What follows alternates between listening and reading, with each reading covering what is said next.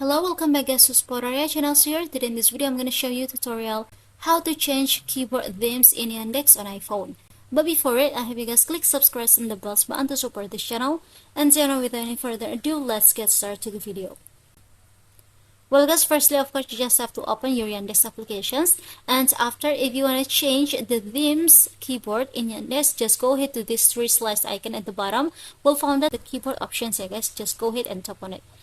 Now in this page we'll find that here the appearance, just go ahead and after choose the first option, which is the themes.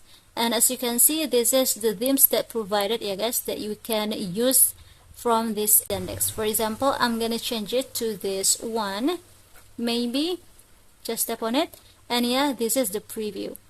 So if you want to use it, you just have to go back because it will save automatically guys. So yeah, I think it's enough guys. Tutorial from me how to change keyboard themes in Yandex on iPhone.